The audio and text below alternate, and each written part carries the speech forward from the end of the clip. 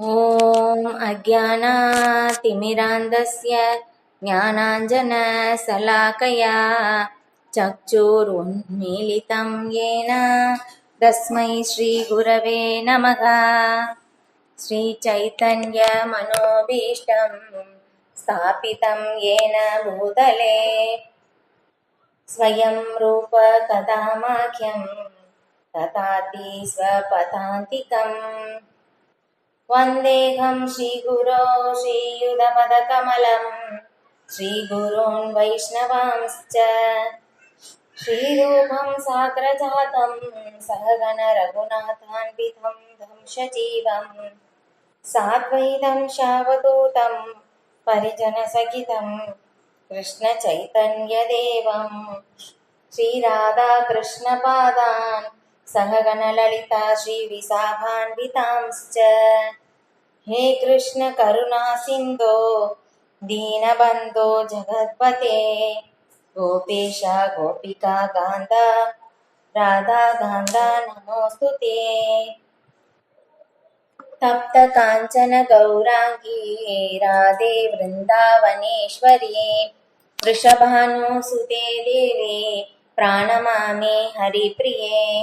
वाञ्छाकल्पतरुभ्यश्च कृपासिन्धुभ्य एव च पतितानां पावनेभ्यो वैष्णवेभ्यो नमो नमः। नमो विष्णुपादाय कृष्णप्रेष्ठाय भूतले श्रीमद् स्वामिन् इति नामिने। नमस्ते सरस्वती देवे गौरवाणी प्रचारिणे निर्विशेषा शून्यवादी भासचाच्य देशधारिणे। जय श्री कृष्ण चैतन्य प्रभु नित्यानंद श्री अद्वैत गदाधर श्रीवासादि गौरभक्त वृंदा। हरे कृष्णा कृष्ण कृष्ण हरे हरे हरे राम राम राम हरे हरे। हरे कृष्णा. பகவத்கீதை உண்மையுருவில் அத்தியாயம் 6 ஸ்லோகம் 25. சனைக சனை உபரமேத் புத்யா திருதி கிரகீதயா ஆத்ம சம்ஸ்தம் மனக கிருத்வன கிஞ்சித் அபிசிந்தயேத்.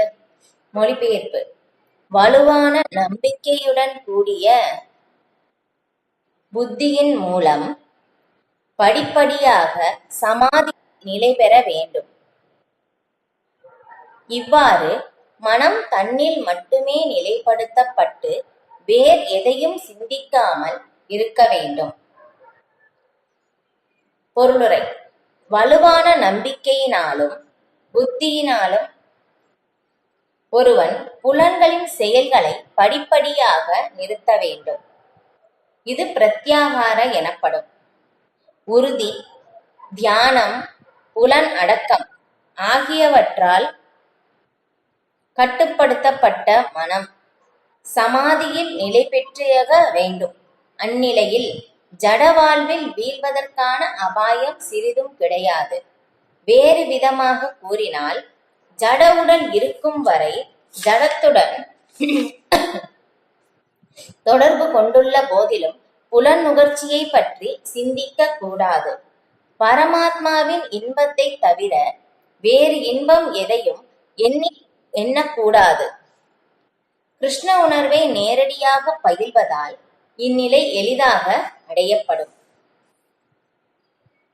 ஓம் நமோ பகவதே வாசுதேவாய. ஓம் நமோ பகவதே வாசுதேவாய. ஓம் நமோ பகவதே வாசுதேவாய. ஹரே கிருஷ்ணா. இப்ப இதில் எப்படி சொல்லப்பட்டிருக்குன்னா, வலுவான நம்பிக்கையுடன் இல்லையா. பக்தியில் முதல்ல ரொம்ப ரொம்ப முக்கியம் என்னன்னா ஸ்ரத்தா இல்லையா, நம்பிக்கை. நம்ம இதன் மேல நம்ம சாஸ்திரங்களின் மேல பகவான் மேல நமக்கு நம்பிக்கை இருக்கும் போது மட்டும்தான் இது எல்லாமே நான் கேட்கின்றோம். இல்லையா இது சொன்ன வார்த்தைகள் எல்லாமே ஒரு இடத்துல வந்து சொல்லப்பட்டிருக்கு, யார் ஒருவர் ஆன்மீக குருவிடமும் பகவானிடமும் அசையாத நம்பிக்கை வந்து யார் வச்சிருக்காங்களோ அவங்களுக்கு வந்து எல்லா வேத ரகசியங்களும் வெளிப்படுத்தப்படும் அப்படின்னு சொல்லி வந்து இங்க சொல்லப்பட்டிருக்கு. இது அப்ப வந்து இங்க நம்பிக்கை வந்து ரொம்ப ரொம்ப முக்கியமானது. இது நம்பிக்கைக்கும் ஆழ்ந்த நம்பிக்கைக்கும் வித்தியாசம் இருக்கு இல்லையா? உறுதி, திட நம்பிக்கை இல்லையா? ஓகே, நான் எனக்கு நம்பிக்கை இருக்கு ஆன்மீகத்துல, அதனால வந்து நான் இது எல்லாமே வந்து நான் கேட்கிறேன், பயிற்சி செய்யறேன், இது எல்லாமே வந்து நம்ம சொல்லலாம். ஆனா திட நம்பிக்கை, என்ன நடந்தாலும் ஓகே, நான் வந்து என்னுடைய பாதையில இருந்து நான் விலக மாட்டேன், அது திட நம்பிக்கை இல்லையா? நம்பிக்கை எல்லாருக்குமே இருக்கு, ஆனா திட நம்பிக்கை இங்க சொல்லியிருக்க வந்து உறுதி இல்லையா? இந்த முந்தைய வகுப்புல வந்து நம்ம பார்த்தோம். அப்ப அந்த இதுல வந்து முந்தைய வகுப்புல வந்து பார்க்கும்போது அந்த குருவியுடைய அந்த ஒரு கதை வந்து பார்த்தோம் இல்லையா? அந்த குருவி வந்து தன்னுடைய முட்டையை வந்து கடல் வந்து எடுத்த பிறகு அந்த முட்டையை வந்து திருப்பி கொடு அப்படின்னு சொல்லி அந்த குருவி கேட்கும் போது கடல் வந்து எந்த பதிலும் வந்து கூறவில்லை. அப்ப வந்து அந்த குருவி சொன்னது என்ன, என்னுடைய இது உங்களுடைய எல்லா தண்ணியையும் வந்து நான் வற்ற செய்து விடுவேன். இது நடக்கிற காரியமா, சாத்தியமா? முடியாத காரியம். ஆனா இருந்தாலும் அந்த உறுதி, அந்த குருவினுடைய உறுதியின் மூலமாக பகவான் வந்து அந்த குருவிக்கு உதவி செய்வதற்காக கருடனை அனுப்புகிறார் இல்லையா? கருடன் வந்து சொன்ன உடனே வந்து அந்த இது கடல் வந்து பயந்து திரும்பி அந்த முட்டையை வந்து திருப்பி கொடுத்தது. அதுதான் இப்ப இங்க சொல்லிக்கிற மாதிரி வலுவான நம்பிக்கையுடன், அதாவது திட நம்பிக்கை வந்து ரொம்ப ரொம்ப முக்கியம். அந்த திட நம்பிக்கை நமக்கு எப்படி வரும்? புத்தியின் மூலமாக இல்லையா? நம்ம வந்து நிறைய தடவை வந்து பார்த்திருக்கோம் இதை இல்லையா? நம்மளுடைய புலன்கள், நம்ம வந்து புலனின்ப பொருட்கள் நிறைய வந்து பாக்குறோம், அதன் பக்கத்திலே நமது புலன்கள் வந்து இருக்கு. நம்ம வந்து எதை வந்து ஒரு பார்த்தாலும் நமக்கு அட்ராக்ஷன் இல்லையா, கவரக்கூடிய அந்த ஒரு தன்மையில வந்து நமக்கு இருக்கு. மாயை வசப்படுதல், 4 குறைபாடுகளில் ஒரு குறைபாடு வந்து நமக்கு அந்த ஒரு குறை வந்து எல்லாருக்குமே வந்து இருக்கு. அதன் மூலமாக வந்து என்ன ஆகுது, புலன்கள் வந்து அந்த புலனின்ப பொருட்கள் பக்கத்தில் இருப்பதால் புலன்கள் கவரப்படுகின்றன. ஆனா இந்த புலன்களுக்கு மேலே வந்து மனம் வந்து இருக்கின்றது. அந்த மனதிற்கு மேலே புத்தி இருக்கின்றது, புத்திக்கு மேலே ஆத்மா, ஆத்மாவுக்கு மேலே பரமாத்மா.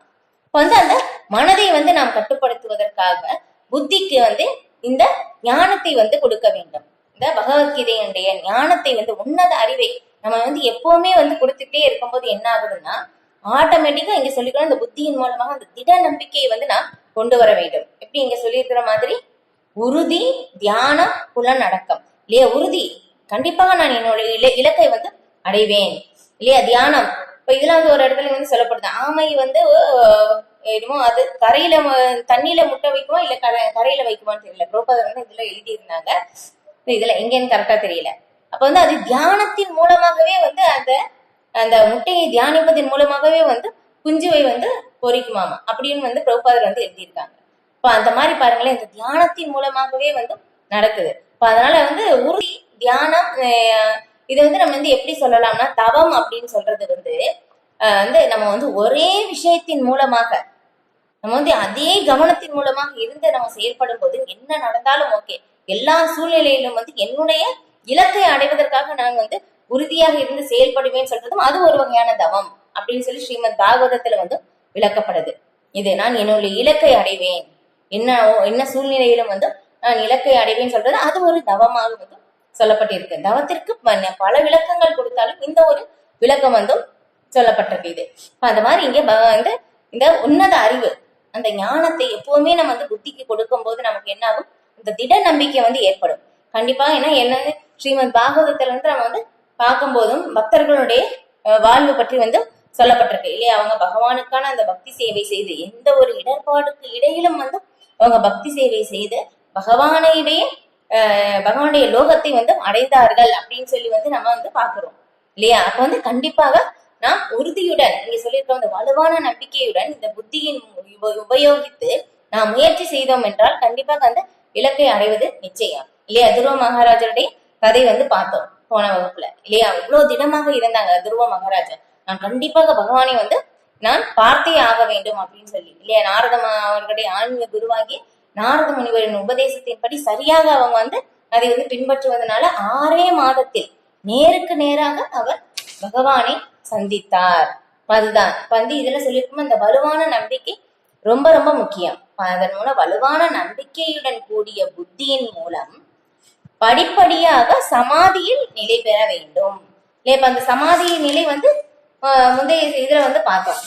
இதுல 20, 23வது ஸ்லோகத்தில் சமாதியில் நிலையில் இருப்பவங்க எந்த மாதிரி வந்து செயல்படுவாங்க அப்படின்னு சொல்லி வந்து பார்த்தோம். இப்ப வந்து இவ்வாறு மனம் தன்னில் மட்டுமே நிலைப்படுத்தப்பட்டு வேறு எதையும் சிந்திக்காமல் இருக்க வேண்டும். இங்க சொல்லியிருக்க மனம் தன்னில் மட்டுமே நிலைப்படுத்தப்பட்ட அப்படின்னு சொல்லியிருக்காங்க இல்லையா?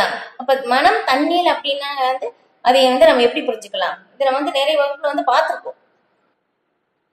கேட்டவங்களுக்கு யாராவது ஞாபகம் இருந்தா சொல்லலாம். மனம் தன்னில் மட்டுமே நிலைப்படுத்தப்பட்டு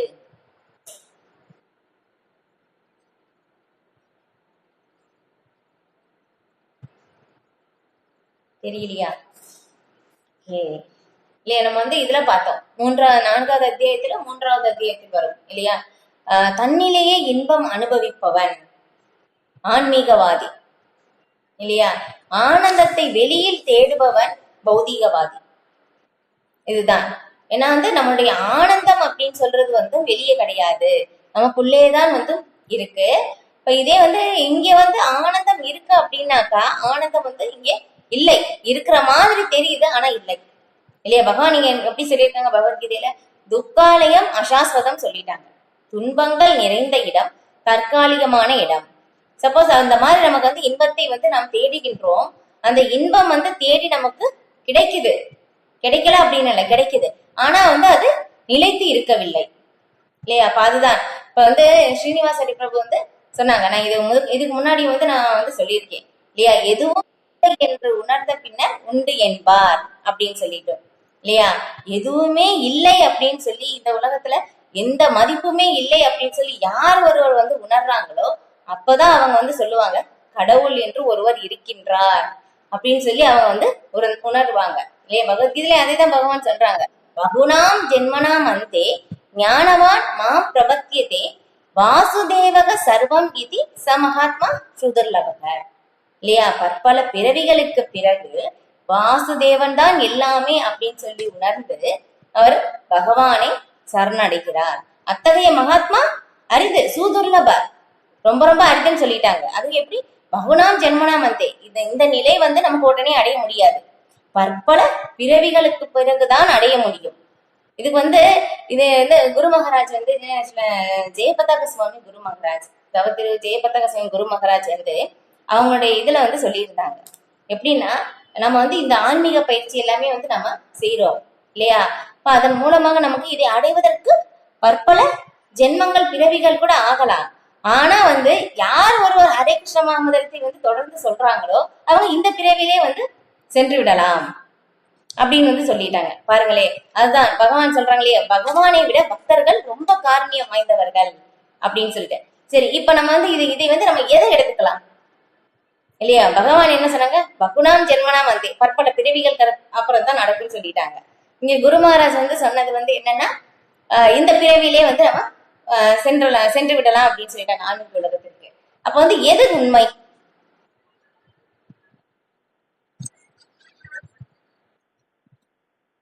கிருஷ்ணர் இல்லையா?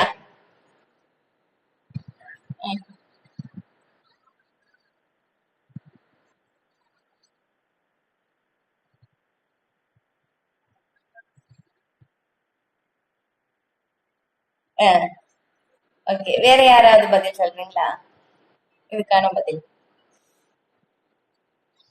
சொல்லுங்க. மாதாஜி சொல்றது கரெக்ட். சொல்லுங்க மாதாஜி. ம்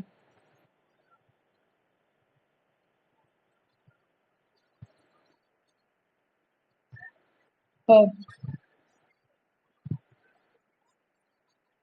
ம் ஓகே ஓகே, அதுதான் இல்லையா?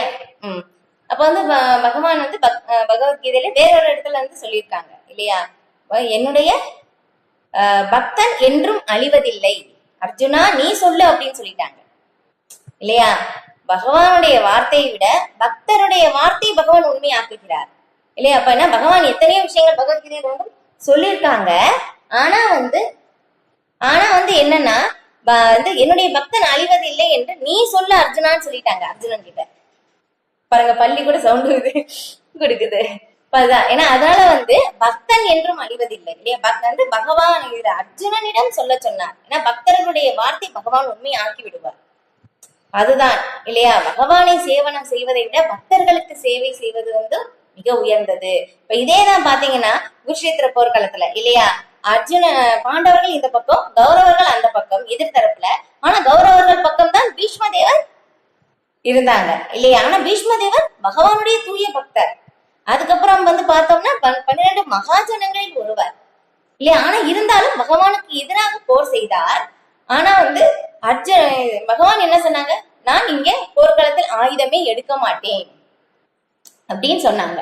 ஆனா வந்து பீஷ்மதேவர் என்ன சொன்னாங்கன்னா, நான் ஆயுதம் ஏந்த வைப்பேன் அப்படின்னு சொல்லி சபதம் வந்து செய்தாங்க இல்லையா. ஆனா வந்து எல்லாருடைய இதயத்திலும் பகவான் பரமாத்மா இருக்கிறதுனால பகவான் தெரிந்து நான் என்னுடைய வார்த்தை மீறினாலும் பரவாயில்லை இல்லையா, என்னுடைய பக்தனுடைய வார்த்தையை நான் வந்து உண்மையாக்கி விடுவேன் அப்படின்னு சொல்லிட்டு பகவான் என்ன பண்ணாங்க, அப்ப அங்க ஆயுதத்தை வந்து ஏந்தினார். அதுதான் பகவானை விட பக்தர்களுக்கு பகவான் அங்க ரொம்ப முக்கியத்துவம் வந்து கொடுக்கின்றார். பக்தருடைய வார்த்தை வந்து ரொம்ப ரொம்ப முக்கியமானது. அதாவது வந்து தூய பக்தர்கள் இல்லையா, சன்னியாசிகள் அவங்க எல்லாமே வந்து இந்த மாதிரி உபன்யாசம் எல்லாமே கொடுக்கும்போது நம்ம நல்லா கவனிச்சு வந்து கேட்கணும்.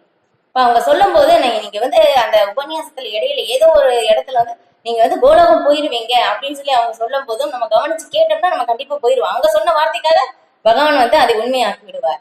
அந்த நேரத்துல நம்ம கேட்காம விட்டோம்னா அது நம்முடைய தப்பு தான் இல்லையா. அதுதான். அதனால பக்தர்களுக்கு பகவான் அவ்வளவு முக்கியத்துவம் வந்து கொடுக்கின்றார்.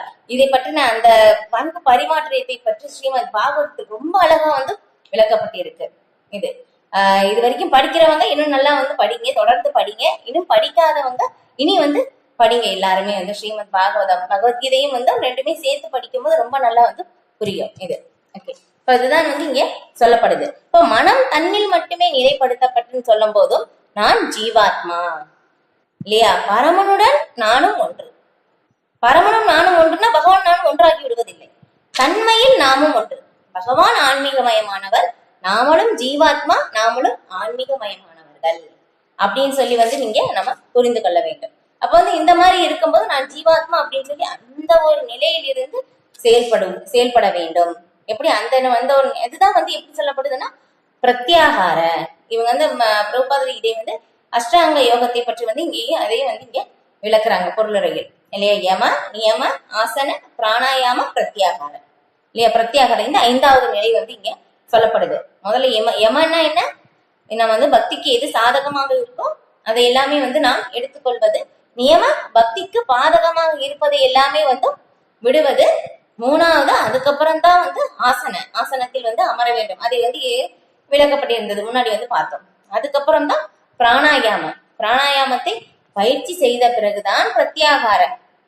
நம்பிக்கையிலும் புத்தியிலும் பௌதிகமான எல்லா செயல்களையும் நிறுத்திட்டு சமாதி நிலை. இப்ப இது வந்து எவ்வளவு கஷ்டப்பட்டு வந்து நம்ம வந்து பயிற்சி செய்கின்றோம். ஆனா வந்து இதை வந்து நம்ம என்ன சொல்றாங்க, இது எல்லாமே வந்து மெயினா வந்து இந்த அஷ்டாங்க யோக பயிற்சி எதுக்காகன்னா நம்மளுடைய மனதை கட்டுப்படுத்துவதற்காகத்தான் இல்லையா. மனது வந்து ஏதோ வந்து நினைச்சுட்டே இருக்கும், எதுவுமே நினைக்காம முழுக்க கட்டுப்படுத்த வேண்டும் இல்லையா. ரொம்ப ரொம்ப கடினம் இல்லையா. இப்ப இந்த கலியுகத்தில் இது ரொம்ப சாத்தியமே வந்து கிடையாது. அதனால வந்து என்னன்னா நாம வந்து மனதை வந்து பகவானுடைய சேவையில் இல்லையா, சேவை மனக கிருஷ்ண பதார விந்தையோர், மனதை பகவானுடைய தாமரை திருவடியை நினைத்து பகவானுடைய சேவையில் ஈடுபடும் போதும் ஆட்டோமேட்டிக்கா மனம் கட்டுப்படுத்தப்படுகிறது இல்லையா. ஏன்னா மனதுக்கு ஏதோ ஒரு செயல் வேண்டும் இல்லையா, எதையோ வந்து சிந்திக்க வேண்டும் இல்லையா. அப்ப அதை வந்து பகவானுடைய சேவையில் வந்து நாம வந்து தொடர்பு படுத்தும் போது என்ன ஆகும்னா அது தானாகவே வந்து கட்டுப்படுத்தப்படுது. இது தனிப்பட்ட முறையில் நம்ம அதுக்குன்னு போய் நம்ம கட்டுப்படுத்த தேவையில்லை. அஷ்டாங்க யோக முறை இந்த கலியுகத்தில் சாத்தியம் வந்து கிடையாது. நமது உறுதியான அந்த ஒரு பக்தி இல்லையா, பகவானுடைய நாமத்தை, பகவானுடைய உருவத்தை, பகவானுடைய நாமமும் பகவானும் ஒன்றுதான் இல்லையா. பகவானுடைய நாமம், பகவானுடைய ரூபம், பகவானுடைய குணங்கள், பகவானுடைய லீலைகள் இல்லை, எல்லாமே பகவானிடமிருந்து பிரிந்து வந்து கிடையாது. எல்லாமே பகவானோடு ஒன்றுபட்டதுதான். அதனால நம்ம எதையும் வந்து பகவானுடைய நாமத்தை வந்து ரொம்ப எளிமையானது. ஏன்னா எல்லாத்தையும் விட வந்து பகவானுடைய நாமத்தை சொல்வதும் வந்து எளிமையானது. இப்ப நம்ம வந்து வேலை செஞ்சுக்கிட்டே இருக்கோம் இல்லையா. திடீர்னு வந்து இதுல வந்து நம்ம பகவானை வந்து நினைக்க வேண்டும் அப்படின்னாக்கா நமக்கு வந்து முடியாத காரியம் இல்லையா. ஆனா இதே வந்து பகவானுடைய நாமத்தை நம்ம வேலை செஞ்சுக்கிட்டே வந்து சொல்லலாம் இல்லையா, ரொம்ப எளிமையானது. அதுதான் இது சொல்வதன் மூலமாகவே என்ன ஆகுது, ஆட்டோமேட்டிக்கா நம்முடைய மனம் வந்து கட்டுப்படுத்தப்படுகின்றது இன்னைக்கு சொல்லப்படுது. ஓகே, ஸ்லோகம் 26. ஏதோ ஏதோ நிச்சலதி மனச்சஞ்சலம் அஸ்திரம் ததஸ்ததோ நியம்யைதத் ஆத்மன்யேவ வசம் நயேத்.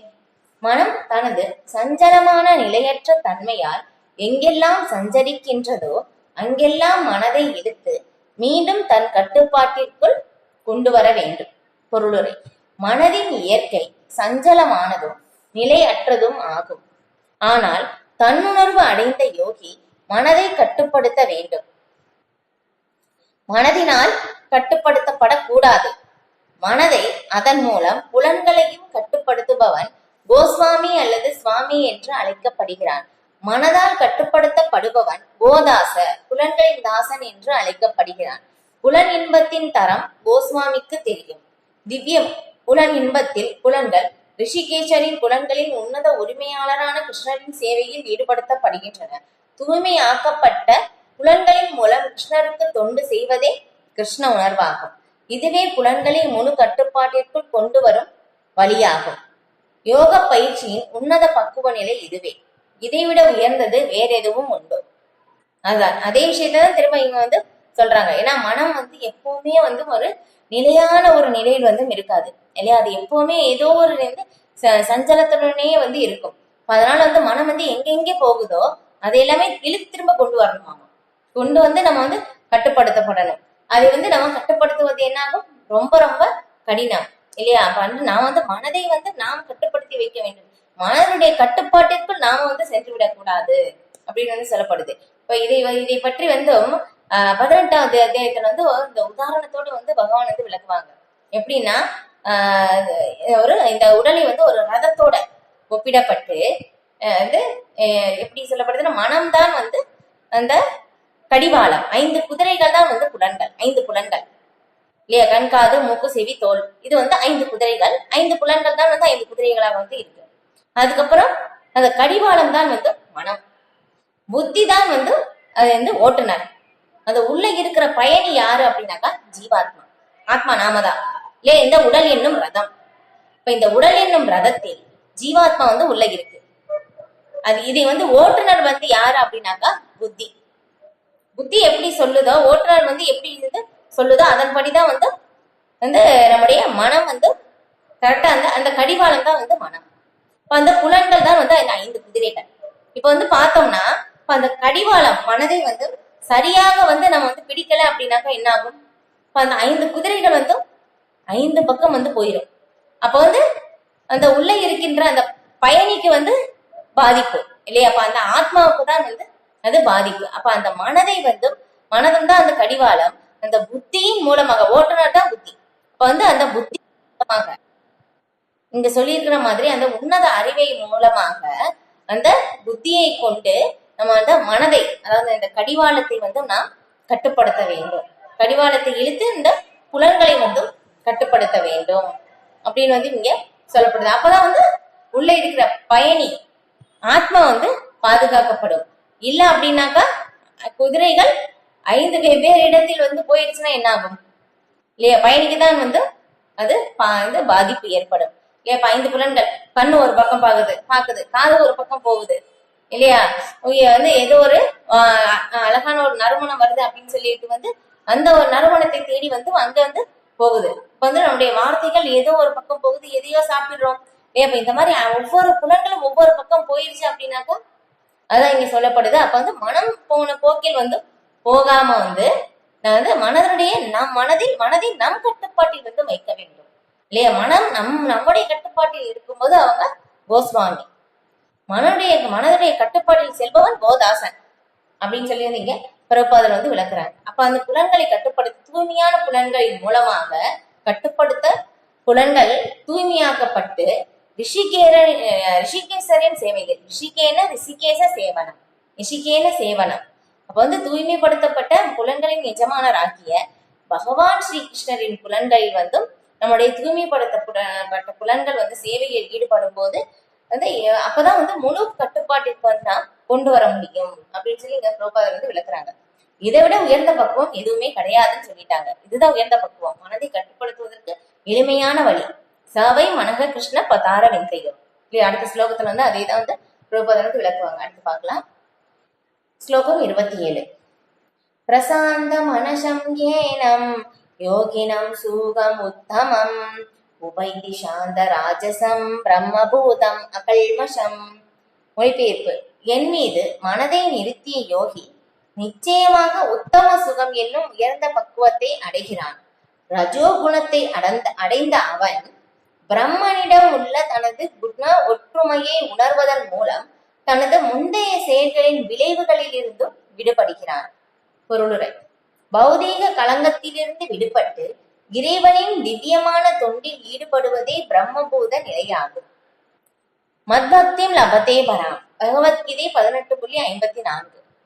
மனம் பகவானின் தாமரை திருவடிகளில் நிலை பெறாத வரை ஒருவன் பிரம்மனின் குணத்தில் நிலை பெற முடியாது. சவை மனக கிருஷ்ண பதார விந்த யோக.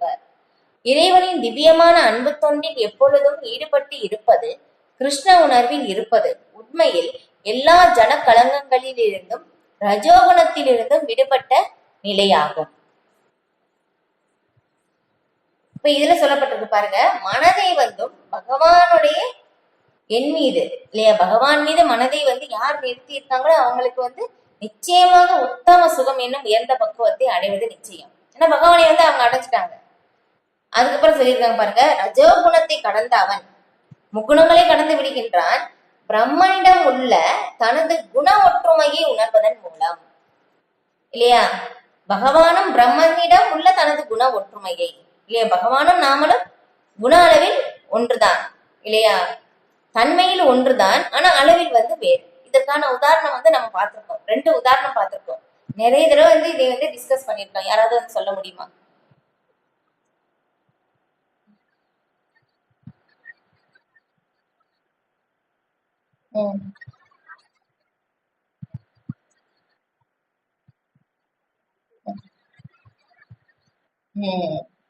இன்னொரு உதாரணம் மாதாஜி.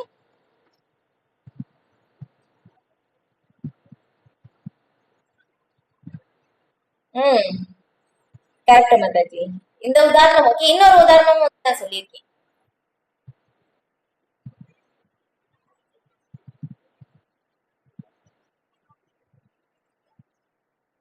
ஓகே, வேற யாருக்காவது தெரியுதா? ஓகே, நான் சொல்றேன். நெருப்பு இல்லையா, மற்றது சொன்னது வந்து ஒரு உதாரணம். ஏன்னா கண்டிப்பா இந்த உதாரணம் நமக்கு ரொம்ப ரொம்ப முக்கியம் இல்லையா. நம்ம வந்து எப்பவுமே நம்ம ஜீவாத்மா, பகவான் பரமாத்மா, பகவான் எப்பவுமே விபு, நாம வந்து அணு அப்படின்னு சொல்லி அந்த ஒரு நிலையை வந்து கண்டிப்பாக ஞாபகம் வைத்திருக்க வேண்டும் இல்லையா. இன்னொரு உதாரணம் வந்து பார்த்தோம்னா நெருப்பு இல்லையா. நெருப்பு வந்து அதுல இருந்து தீப்பொறிகள் நிறைய வந்து வரும் இல்லையா. அப்ப நெருப்பும் வந்து பகவான் மாதிரி, நெருப்போட வந்து பகவான் வந்து ஒப்பிடப்படுகிறார். அதுக்கப்புறம் அந்த நெருப்பில் இருந்து வருகிற அந்த சின்ன சின்ன தீப்பொறிகள் இல்லையா, நெருப்போட அது இணைந்து இருக்கிற வரைக்கும் அந்த தீப்பொறிக்கு மதிப்பு இல்லையா. அந்த நெருப்புல இருந்து வெளியே வந்துருச்சுன்னா அது அணைஞ்சு போயிடும். அதே மாதிரிதான் நம்ம பகவானுடைய ஒரு பாகமாக இருக்கின்றோம். அந்த பகவானிலிருந்து நாம் பிரிந்து வரும்போது இல்லையா, அந்த தீப்பொறி வந்து எப்படி நெருப்போட இருக்கிற வரைக்கும் அந்த தீப்பொறிக்கு வந்து மதிப்பு, அதுல இருந்து தனியா பிரிந்து வந்த பிறகு அது அணைந்து விடுகிறது. அதே மாதிரி நாம் பகவானுடைய பாகமாக இருக்கின்றோம். பகவானுடைய நாம் பிரிந்து வரும்போது நம்ம வந்து எவ்வளவு உயர்ந்த செயல் செய்தாலும் வந்து நமக்கு அதுக்கு மதிப்பில்லை இல்லையா. நமக்கு நிறைய உயர்ந்த புகழ் இருக்கலாம், செல்வம் இருக்கலாம் இல்லையா. இந்த மாதிரி நம்ம வந்து நிறைய சேர்த்து கொண்டே போகலாம். இது எல்லாமே வந்து எப்படி ஒவ்வொரு பூஜ்ஜியம் தான். இதுக்கு முன்ன எவ்வளவு பூஜ்ஜியம் வேணாலும் சேர்க்கலாம் இல்லையா, எந்த மதிப்பும் இல்லை. அதுக்கு முன்னாடி நம்பர் 1 சேர்த்தாதான் அந்த பூஜ்ஜியத்துக்கே வந்து மதிப்பு. அதே மாதிரிதான் நம்ம பகவானோட எப்போ வந்து தொடர்பு படுத்தி இருக்கோமோ அப்பதான் வந்து நமக்கு இருக்கின்ற அந்த புகழ், செல்வம் இது எல்லாமே வந்து நமக்கு மதிப்பளிக்கின்றது அப்படின்னு வந்து இங்க சொல்லப்படுது. அதுதான் இங்க வந்து சொல்றாங்க, பிரம்மனிடம் உள்ள தனது குண ஒற்றுமையை உணர்வதன் மூலம் தனது முந்தைய செயல்களின் விளைவுகளிலிருந்தும் விடுபடுகின்றான் இல்லையா. பகவானுக்கும் நமக்கும் தான் அந்த நித்திய உறவு அப்படின்னு சொல்லி அவங்க பூரண சரணாகதி அடைந்த பிறகு பகவான் வந்து பகவத்கீதையுடைய சாரமாக எப்படி சொல்கிறார், கடைசியில வந்து சர்வதர்மான் பரித்தேஜ்ய மாமேகம் சரணம் ரஜ அகம் துவாம் சர்வபாபேபியம் மோக்ஷயிஸ்யாமி மாசூச்சக இல்லையா. எல்லா விதமான தர்மங்களையும் துறந்து என்னிடம் சரணடைவாயாக, உன்னை எல்லா பாவ விளைவுகளில் இருந்தும் நான் விடுவிக்கின்றேன், பயப்படாதே அப்படின்னு சொல்லிட்டாங்க. அதுதான் பகவானோட அந்த குண ஒற்றுமை, பகவானுக்கும் நமக்கும் தான் அந்த நித்திய உறவு இருக்கு அப்படின்னு சொல்லி அவங்க உணர்ந்த பிறகு என்ன ஆகுது, முந்தைய எல்லா பாவ செயல்களில் இருந்தும் அவன் விடுபடுகின்றான். இல்லையா? யார் ஒருவர் எல்லா பாவ செயல்களிலும் இருந்து விடுபட்டு புண்ணிய செயல்கள் அதிகமாக இருக்கும், அப்ப அவங்கதான் பக்தியில் உறுதியாக நிலை பெறுவர் அப்படின்னு சொல்லி இன்னொரு இடத்துலயும் சொல்லப்பட்டிருக்கு. இது அது அப்ப அதுதான் அந்த ஒரு நிலைதான் என்னது, எல்லா பௌதிக குணங்கள் இருந்து விடுபட்ட நிலைதான் பிரம்மபூத நிலை. இல்ல அது 18.54 சொல்லப்பட்டிருக்கு. இந்த இதை நம்ம நிறைய தடவை கோட் பண்ணியிருக்கோம் இல்லையா? பிரம்மபூத பிரசன்னாத்மா ந சோச்சதி ந காங்ஷதி சம சர்வேசு பூதேசு மத்பக்திம் லபதே பராம். இல்லையா? பிரம்மபூத பிரசன்னாத்மா எப்படி இருப்பாங்க? ந சோச்சதி ந காங்ஷதி, எதையும் அடைய வேண்டும் அப்படின்னு சொல்லி விரும்ப மாட்டாங்க.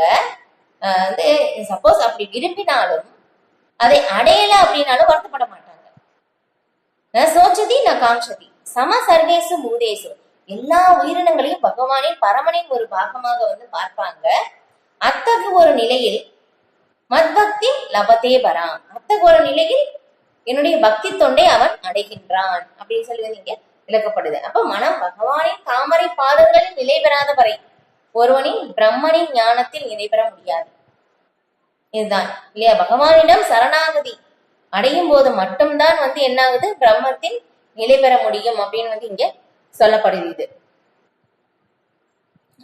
இப்ப இதே பகவானுடைய திவ்யமான தொண்டில், அதாவது எப்பவுமே கிருஷ்ண உணர்வில் இருக்கும் போதும் நமக்கு எப்பவுமே இந்த முக்குணங்களுடைய கடந்த நிலைதான் இல்லையா? இந்த ரஜோகுணம் தமோ குணத்திலிருந்து நமக்கு விடுபட்ட நிலைதான் அப்படின்னு இங்க சொல்லப்படுது. அடுத்து ஸ்லோகம் 28. யுஞ்சனேவம் சதாத்மானம் யோகி விகத கல்மஷக சூகேன பிரம்ம சம்ஸ்பர்ஷம் அத்யந்தம் சூகம் அஷ்ணுதே. இவ்வாறாக சுய கட்டுப்பாடு உடைய யோகி இடைவிடாத யோக பயிற்சியினால் எல்லா ஜடக்கலங்கங்களிலிருந்தும் விடுபட்டு இறைவனின் திவ்யமான அன்பு தொண்டில் பக்குவமான சுகத்தில் உன்னத நிலையை அடைகிறான். பொருளுரை: தன்னை உணர்வது என்றால் பகவானுடன் தனது உண்மை உணர்வு என்பது என்ன என்பது அறிவதாகும். பரமனின் அம்சமான தனிப்பட்ட ஆத்மாவின் உண்மை நிலை இறைவனுக்கு தெய்வீக தொண்டு புரிவதாகும். பரத்துடன் இத்தகு திவ்ய உறவே பிரம்ம சம்ஸ்பர்ஷ என்று அறியப்படுகிறது. இல்லையா? முன்னாடி பார்த்தோம் தன்னை உணர்வதுன்னா என்ன அப்படின்னு சொல்லி கேட்டேன் இல்லையா? அது இங்க பிரபுபாதர் விளக்குறாங்க பாருங்க. தன்னை உணர்வது என்றால் பகவானுடன் தனது உண்மை உறவு என்ன என்பதை அறிவதாகும். இல்லையா? பகவானுக்கும் நமக்கும் என்ன உறவு நம்ம நிறைய தடவை பார்த்திருப்போம்.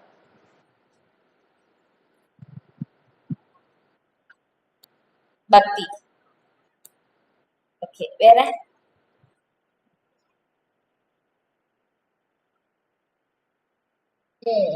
சேவனம் பண்றது.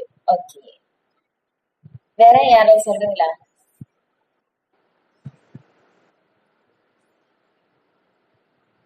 ஓகே, இல்லையா? பகவானுக்கும் நமக்கும் மட்டும்தான் அந்த நித்திய உறவு இருக்கு. பரமனின் அம்சமான தனிப்பட்ட ஆத்மாவின் உண்மை நிலை இல்லையா? ஆத்மாவுடைய உண்மை நிலை என்ன?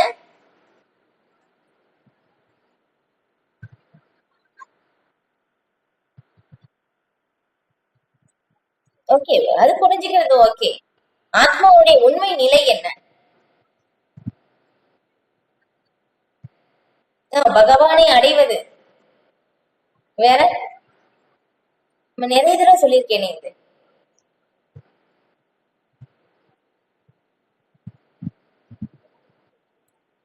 மாதாஜி மட்டும் தான் பேசுறாங்க, வேற யாருமே பேசல.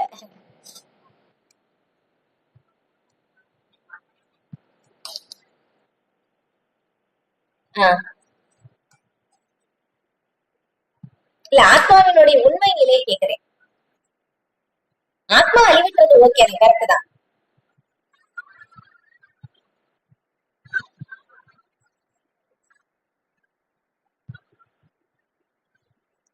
ஓகே, அது இலக்கு. நீங்க சொல்றது கரெக்ட் தான், அதுவும் கரெக்ட் தான் இல்லையா? ஸ்ரீமத் பாகவத சொல்லப்பட்டிருக்கு இதுதான். ஒவ்வொருத்தவங்களா பேசுங்க.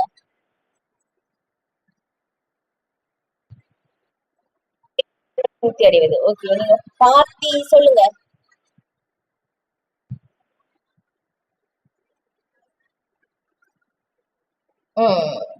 ஓகே. இப்ப இது கரெக்டான இது என்னன்னா ஸ்ரீமத் பாகவதத்துல வந்து சொல்லப்படுது. இது சொன்னா ஞாபகம் வந்துடும் இல்லையா? சவை பும்சா பரோதர்மோ ஏதோ பக்தி ரதோக்ஷஜே அகைத்துகி அப்ரதியதா ஏயாத்மா சுப்ரசித்ததி இல்லையா? பகவான் ஆத்மாவுடைய உண்மை நிலை என்ன? ஜீவேர ஸ்வரூபாய கிருஷ்ணேர நித்தியதாச இல்லையா? ஆத்மாவுடைய உண்மையான நிலை வந்து பரமனுக்கு சேவகம் செய்வதுதான் ஆத்மாவுடைய உண்மையான நிலை.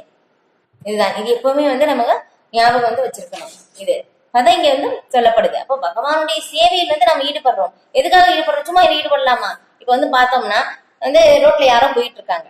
அவங்க யாருன்னே நமக்கு தெரியாது. நம்ம சொல்றோம் அவங்களுக்கு என்ன வேணுமோ கூப்பிட்டு வந்து அவங்க தேவையானது எல்லாமே செஞ்சு கொடு அப்படின்னு சொன்னா நம்ம என்ன சொல்லுவோம் இல்லையா? நான் இப்ப நான் இந்த மாதிரி சொல்றேன்னா நீங்க என்ன சொல்லுவீங்க? என்ன என்ன லூசு தான் சொல்லுவீங்க இல்லையா? அவங்க யாருன்னே தெரியாது, நான் ஏன் அவங்களுக்கு போய் செய்யணும் இல்லையா? நம்ம சொல்லுவோமா இல்லையா? அதுதான். அப்ப வந்து பகவானுக்கு நமக்கு அந்த உறவு என்ன அப்படின்னு சொல்லி முதல்ல தெரிஞ்சுக்கணும். ஃபர்ஸ்ட் கடவுள் யாருன்னு தெரிஞ்சுக்கணும், அதுக்கப்புறம் நாம யாருன்னு தெரிஞ்சுக்கணும். அப்ப நமக்கும் பகவானுக்கும் என்ன உறவு இருக்கு அப்படின்னு தெரிஞ்சுக்கிட்டு அப்ப அந்த உறவின் மூலமாக வளர்க்கக்கூடிய செயல் என்ன? பகவானுக்கு செய்கின்ற அந்த பக்தி தோன்று சேவை இல்லையா? அப்பதான் ஜீவேர ஸ்வரூபாய கிருஷ்ணேர நித்தியதாச. இதுதான் ஜீவாத்மாவுடைய உண்மையான நிலை. இதே வந்து சில சனாதன கோஸ்வாமி வந்து அவங்க வந்து பார்த்தோம்னா வந்து உயர்ந்த பதவியில வந்து இருக்காங்க. மிக உயர்ந்த பதவி. அப்ப வந்து எல்லாருமே அவங்கள வந்து பாராட்டுவாங்க, உயர்ந்தவர் அப்படின்னு சொல்லி ரொம்ப மதிப்பு வந்து கொடுப்பாங்க. அப்ப வந்து எல்லாருமே என்ன சொல்லுவாங்க? உங்களுக்கு எல்லாமே தெரியும் அப்படின்னு சொல்லி சொல்லுவாங்க. ஆனா சில சனாதன கோஸ்வாமி அவ்வளவு உயர்ந்த நிலையில் வந்து இருந்துட்டோம். அவங்க என்ன பண்றாங்கன்னா சைத்தன்ய மகாபிரபுவை வந்து பார்க்கும்போது வாயில வந்து புற்களை வைத்து புல்லை வைத்து என்ன பண்றாங்கன்னா பகவானுக்கு சைத்தன்ய மகாபிரபு சாஷ்டாங்கமாக வந்து கீழே விழுந்து நான் புல்லை விட பணிவானவன் அப்படின்னு சொல்லி அவங்க கிட்ட சொல்லிட்டு நான் எல்லாருமே வந்து சொல்றாங்க எனக்கு வந்து எல்லாமே தெரியும் அப்படின்னு சொல்லிட்டு. ஆனா நான் சொல்றேன் எனக்கு வந்து நான் யாருன்னு எனக்கு தெரியல, நீங்க சொல்லுங்க அப்படின்னு சொல்லி வந்து அவங்க சனாதன கோஸ்வாமி வந்து கேட்கும் போது உடனே சைத்தன்ய மகாபிரபு சொல்றாங்க நீ வந்து ஜீவேர ஸ்வரூபய கிருஷ்ணேர நித்தியதாச அப்படின்னு சொல்லி வந்து அங்க சொல்றாங்க. ஜீவாத்மாவுடைய உண்மையான சொரூப நிலை என்ன அப்படின்னாக்கா இதுதான் இல்லையா? ஒவ்வொருத்தருக்கும் வந்து ஒரு இது இருக்கும், ஒரு தன்மை வந்து இருக்கு இல்லையா? நெருப்புன்னா சுடும் இல்லையா? நீர் அப்படின்னாக்கா அது மேலிருந்து கீழே வரும் இல்லையா? அந்த மாதிரி ஒவ்வொருத்துக்கும் வந்து ஒவ்வொரு நிலை வந்து இருக்கு, ஒரு குணம் வந்து இருக்கு. அதே மாதிரிதான் வந்து ஆத்மாவுடைய நிலை வந்து இதுதான். அதை வந்து எப்படி இருக்க வேண்டும்? சவை பும்சா பரோதர்மம். எல்லா தர்மத்துக்கும் உயர்ந்த தர்மமாக இருப்பது பரோதர்மம். அந்த பரோதர்மம் என்ன அப்படின்னு சொல்லி தெரிஞ்சு அதோக்ஷஜராகிய பகவான் ஸ்ரீ கிருஷ்ணருக்கு அகைத்துகி அப்ரதிகதா எந்த விதமான உள்நோக்கமும் இல்லாமல் பகவானுக்கு சேவை செய்யும் போதும் ஏ ஆத்மா சுப்ரஷி ததி அப்போதுதான் ஆத்மா பூரண திருப்தியை அடையும். அதுதான் இங்க சொல்லப்படுது இல்லையா? முதல் பாடமே வந்து என்னன்னா ஜீவாத்மா. நம்ம வந்து படிக்கின்றோம் இல்லையா? நம்ம வந்து படிக்கின்றோம், கேட்கின்றோம், சொல்கின்றோம். ஆனால் நாம் உணர்ந்தோமா? அதுதான் முக்கியம் இல்லையா? அதுதான் இங்க சொல்லப்படுது. இங்க வந்து ஆத்மா பற்றின விஷயங்கள் தான் சொல்லப்படுது. அந்த சமாதி நிலையில் இருக்கிறவங்க யாரையும் வந்து சமாதி நிலையில் சொல்றாங்க? அவங்க பூரணமாக ஆத்மாவை நிலை பெற்று விட்டார்கள். நாம ஜீவாத்மா, பகவான் பரமாத்மா, அவ்வளவுதான். இந்த உடலுக்கும் இந்த உடல் மூலமாக நடக்கின்ற அந்த சம்பந்தப்பட்ட பொருட்களுக்கும் சம்பந்தப்பட்ட எந்த ஒரு நிலைக்கும் வந்து எனக்கு அது தொடர்பு இல்லை அப்படின்னு சொல்லி அவங்க முழுமையாக உணர்ந்து எல்லாத்தையும் வந்து அவங்க விட்டுட்டாங்க இல்லையா? இது நம்மளுக்கு புரிந்து கொள்வது ரொம்ப ரொம்ப கடினம் இல்லையா? அந்த நிலை அடையும் போதுதான் புரிந்து கொள்ள முடியும். அதுதான் வந்து இங்க சொல்லப்படுது. இது அதுதான். அதுதான் அவங்க வந்து ஏற்கனவே அவங்க பரமாத்மாவை அடைந்து விட்டார்கள் அப்படின்னு சொல்லிட்டாங்க இல்லையா? பகவானை வந்து நம்ம வந்து தரிசனம் செய்யும் போது நம்ம தூய நிலையை வந்து அடைகின்றோம். எப்படி இந்த சத்வகுணம், ரஜோகுணம், தமோகுணம் இந்த முக்குணங்களினுடைய நிலையை வந்து நான் கடந்து விடுகின்றோம். அதுதான் சொல்றேன். இது வந்து நீங்க வந்து நல்ல வந்து ஒவ்வொரு வகுப்புலையும் வந்து நீங்க கவனிச்சு கேட்டாதான் வந்து அடுத்து பின்னாடி வரதும் புரியும். இல்ல அப்படின்னாக்கா வந்து ரொம்ப கஷ்டம் தான். ஏன்னா அது படிப்படியாக தான் வந்து விளக்கப்படுது இல்லையா? முந்தைய நிலை அடுத்ததுக்கு அடுத்த ஸ்டேஜ் தான் வந்து இங்க விளக்கப்படுது இல்லையா? இது முழுக்க முழுக்க ஞான யோகம் இல்லையா? கொஞ்சம் கஷ்டமா தான் இருக்கும். இது வரைக்கும் பார்த்தது வந்து சரி இதோட கர்மயோகம். கர்ம 7வது அத்தியாயத்துல இருந்து தான் பக்தி யோகம் ஸ்டார்ட் ஆகுது. கர்மயோகம் அது 6 அத்தியாயம் வரைக்கும் கர்மயோகம். இப்ப இது வந்து நம்ம வந்து விளக்கப்படுது இது கர்மயோகத்தை பற்றி வந்து. அதனால நீங்க கண்டிப்பா வந்து இதை வந்து நீங்க முன்னாடியும் வந்து படிக்கிறது ரொம்ப ரொம்ப நல்லது. நீங்க கண்டிப்பா நோட்ஸ் எடுக்கிறதும் ரொம்ப ரொம்ப நல்லது. அப்பதான் வந்து புரியும் அடுத்தது. ஏன்னா வந்து நம்ம வந்து ஏன் படிக்க மாட்டேங்கிறோம்? யாராவது பகவத்கீதை படிங்க அப்படின்னு சொல்றேன்னா ஏன்னா புரியாததுனாலதான் படிக்கல. புரிஞ்சா கண்டிப்பா படிப்பாங்க இல்லையா? நமக்கு வந்து புரியல, அதுதான் நம்மளுடைய பிரச்சனை இல்லையா? புரிஞ்சா வந்து கண்டிப்பா வந்து நமக்கு வந்து படிக்க முடியும். அதுதான் இப்ப வந்து நமக்கு வந்து புரிந்து கொள்வதற்காக வந்து கண்டிப்பா வந்து நம்ம அதை வந்து படித்துக்கொண்டே வந்து எப்பவுமே தொடர்ந்து படிக்கிறது ரொம்ப நல்லது. புரியலைனாலும் நம்ம படிக்க வேண்டியது அவசியம். ஏன்னா ஒரு கட்டத்தில் பகவானுடைய கருணையின் மூலமாக, ஆன்மீக குருவின் கருணையின் மூலமாக கண்டிப்பாக அந்த விஷயங்கள் எல்லாமே வந்து நமக்கு தெளிவுபடுத்தப்படும் அப்படின்னு சொல்லி சொல்லப்படுது. அதுதான் அப்ப வந்து ஆத்மாவுடைய பரமனின் அம்சமான தனிப்பட்ட ஆத்மாவின் உண்மை நிலை இறைவனுக்கு தெய்வீக தொண்டு புரிவதாகும் இல்லையா? இங்கே கொடுத்துட்டாங்க இல்லையா? அப்ப அதுதான் என்ன இங்க சொல்லிட்டு ஒவ்வொரு வார்த்தையும் நமக்கு வந்து கவனிச்சு படிக்கிறோம். நம்ம என்ன பண்ணுவோம்னா நம்ம வந்து அப்படியே படிச்சுக்கிட்டே போவோம் இல்லையா? தன்னை உணர்வது என்றால் பகவானுடன் தனது உண்மை உறவு என்பதை அறிவதாகும் இல்லையா? நம்ம வந்து நம்முடைய இது கண்ணு வந்து பார்க்கும், நம்ம வந்து படிப்போம் இல்லையா? ஆனா காது கேட்குமான்னு தெரியாது, ஏன்னா மனம் இங்க இல்லை இல்லையா? அதுதான் எப்படியாமா நம்ம வந்து ஒவ்வொரு வார்த்தையும் படிக்கும் போது தன்னை உணர்வது என்றால் சொல்லும்போது நம்ம காதுல வந்து கேட்கணுமாமா. இப்ப அதுதான் வந்து சொல்லப்படுது. இது ரொம்ப ரொம்ப முக்கியமானது. நம்ம வந்து நல்லா கவனிச்சு படிச்சோம்னாலே என்ன எழுதியிருக்காங்கன்னு சொல்லி நமக்கு புரியும். பதில் இங்கே இருக்கு இல்லையா? பாருங்களேன், பரமனின் அம்சமான தனிப்பட்ட ஆத்மாவின் உண்மையிலே நான் என்னன்னு கேட்டேன், அங்கேயே எழுதியிருக்காங்க இறைவனுக்கு தெய்வீக தொண்டு புரிவதாகும் இல்லையா? நம்ம வந்து படிக்கும் போதே கேட்டிருந்தோம்னா நமக்கு பதில் சொல்ல முடிஞ்சிருக்கும். அதுதான் என்ன ஆகுது, நம்ம வந்து கேட்கல. இதுதான் நம்மளுடைய பிரச்சனையே நடக்குது. அதுக்கப்புறம் வரத்துடனான இத்தகு திவ்ய உறவே பிரம்ம சம்ஸ்பர்ஷ என்று அறியப்படுகிறது. அடுத்து ஸ்லோகம் 29. சர்வபூதஸ்தம் ஆத்மானம் சர்வபூதானி சாத்மனி ஈஷதே யோக யுக்தாத்மா சர்வத்ர சமதர்ஷனக. உண்மை யோகி என்னை எல்லா உயிரினங்களிலும் என்னில் எல்லா உயிர்களையும் காண்கிறான். உண்மையில் தன் உணர்வு உடையவன் பரம புருஷனான என்னையே எங்கும் காண்கிறான் இல்லையா? இப்ப வந்து நம்ம 20வது ஸ்லோகத்தில் வந்து பகவான் சமாதி நிலையை வந்து விளக்குனாங்க. அதுக்கப்புறம் வந்து அவங்க ஜீவாத்மா அப்படின்னு சொல்லி அந்த ஒரு நிலையில் இருக்கிறவங்க எப்படி இருப்பாங்கன்னு சொல்லி அதையே வந்து பின்னாடி வந்து விளக்குகிறார் இல்லையா? இப்ப நம்ம வந்து இதுல கேட்கும் போது எப்படி பார்க்கணும்னா, நான் ஜீவாத்மா இல்லையா, பகவான் பரமாத்மா, பகவான் மட்டும்தான் இருக்காங்க, நம்ம ஜீவாத்மா, இங்க இருக்கிற எல்லாருமே ஜீவாத்மா தான் அப்படின்னு சொல்லி நம்ம வந்து அந்த ஒரு மனநிலையிலிருந்து நம்ம வந்து இது படிக்கும் போது வந்து கொஞ்சம் புரிஞ்சுக்கலாம், புரிந்து கொள்ள முடியும். இது நம்ம வந்து முழுமையா உணர முடியலைனாலும் இப்போதைக்கு நம்ம தத்துவ ரீதியாக பார்க்கும்போது இதுல விஷயங்கள் நம்ம வந்து புரிந்து கொள்ள முடியும் இல்லையா? அதான் இங்க சொல்றாங்க, கிருஷ்ண பொருளுரை கிருஷ்ண உணர்வில் உள்ள யோகியே பக்குவமான பார்வையாளன். ஏனெனில் பரமனான கிருஷ்ணர் எல்லாரின் இதயத்திலும் பரமாத்மாவாக வீற்று இருப்பதை அவன் காண்கின்றான். ஈஸ்வரக சர்வபூதானம் கிருத்தேசி அர்ஜுன திஷ்டதி. இறைவன் தனது பரமாத்மாவின் ரூபத்தின் மூலம் பிராமணன் நாய் என இருவரின் இதயத்திலும் உரைகின்றார். பகவான் எப்போதும் திவ்யமானவர் என்பதையும் அவர் நாயுடன் இருந்தாலும் பிராமணனுடன் இருந்தாலும் பௌதிகத்தால் பாதிக்கப்படுவது இல்லை என்பதையும் பக்குவமான யோகி அறிவான். இதுவே பகவானின் உன்னதமான சமத்துவ நிலை. தனிப்பட்ட ஆத்மா குறிப்பிட்ட இதயத்தில் மட்டுமே உள்ளது, எல்லோருடைய இதயத்திலும் அல்ல. ஆத்மாவுக்கும் பரமாத்மாவுக்கும் உள்ள வேறுபாடு இதுவே. யோக பயிற்சியில் உண்மையாக ஈடுபடாத எவரும் இவ்வாறு தெளிவாக காண முடியாது. பாருங்களேன், இப்ப இதுதான் சொல்லப்படுது இல்லையா? யோக பயிற்சியில் உண்மையாக ஈடுபடாத எவரும் தெளிவாக காண முடியாது இல்லையா? அப்ப இந்த கலியுகத்துல ஒரு இடத்துல பிரபுபாதர் வந்து விளக்கி இருந்தாங்க. அதை எப்படி சொல்லப்படுதுன்னா, உண்மையான யோகா அப்படின்னு சொல்லும்போது பகவானுடைய நாமத்தை சொல்வதுதான் அப்படின்னு சொல்லி பிரபுபாதர் வந்து சொல்லியிருந்தாங்க. பாருங்களேன், நம்ம வந்து நாமத்துல எல்லாமே அடங்கி இருக்கு இல்லையா? நம்ம வந்து நாமத்தையே வந்து எந்த அளவுக்கு கவனத்தோட வந்து நம்ம சொன்னோம் அப்படின்னாக்கா எவ்வளவு எந்த பக்குவ நிலையை வந்து அடைய முடியும் பாருங்களேன், அப்படின்தான் வந்து சொல்லப்படுது. அதுக்கப்புறம் கிருஷ்ண உணர்வினன் கடவுளை நம்புபவனின் இதயத்திலும் நம்பாதவனின் இதயத்திலும் அவரை காண முடியும். இது ஸ்மிருதியில் பின்வருமாறு உறுதி செய்யப்படுகிறது. ஆதத்வாச்ச மாத்ருத்வாத் ஆத்மாகி பரமோஹரிக. எல்லா உயிர்வாளிகளின் மூலமான பகவான் தாய் அல்லது பாதுகாவலரை போன்றவர். குழந்தைகள் எல்லாரிடமும் தாய் நடுநிலையில் இருப்பது போல உன்னத தந்தையான அல்லது தாயான பகவானும் சமமாக நடந்து கொள்கிறார். எனவே பரமாத்மா எப்போதும் எல்லா உயிர்வாதிகளிலும் வீற்றுள்ளார் இல்லையா? அப்ப இந்த உதாரணம் தான் வந்து நான் இன்னொரு வகுப்புல வந்து சொல்லிட்டு இருக்கேன். என்னன்னா, பகவான் வந்து எல்லோருக்கும் சமமானவர் தான் இல்லையா? இந்த நம்ம இங்கேயும் வந்து நம்ம வந்து டிஸ்கஸ் பண்ணியிருக்கோம். என்னன்னா, சூரியன் இல்லையா?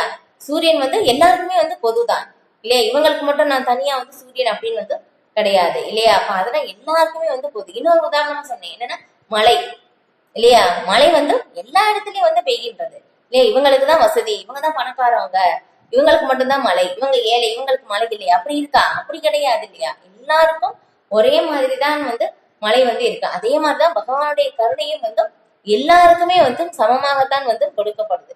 ஆனால் அதை வந்து நாம் எடுத்துக்கொள்வதை பொறுத்துதான் வந்து இருக்கு. குறைபாடு நம்ம சைடு தான் இல்லையா? பகவான் எல்லாருக்கும் வந்து பொதுவாதான் வந்து கொடுக்குறாங்க. இன்னொரு உதாரணம் இன்னும் நல்லா புரியும். இதுல வந்து பார்க்கும்போது பகவான் அர்ஜுனனுக்கு பகவத்கீதை வந்து சொன்னாங்க இல்லையா? இப்ப இதே வந்து சஞ்சயன் வந்து திருதராஷ்டருக்கு அதே வந்து அதே இடத்துல வந்து சொன்னாங்க.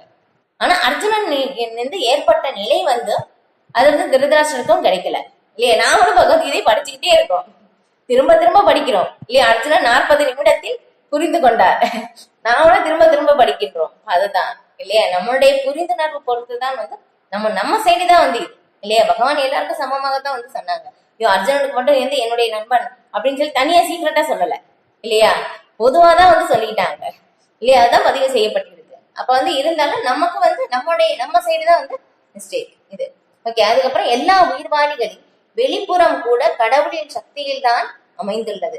7ஆம் அத்தியாயத்தில் விளக்கப்பட போவதை போல கடவுளுக்கு ஆன்மீக உயர்ந்த சக்தி, பௌதீக தாழ்ந்த சக்தி என 2 முக்கியமான சக்திகள் உள்ளன.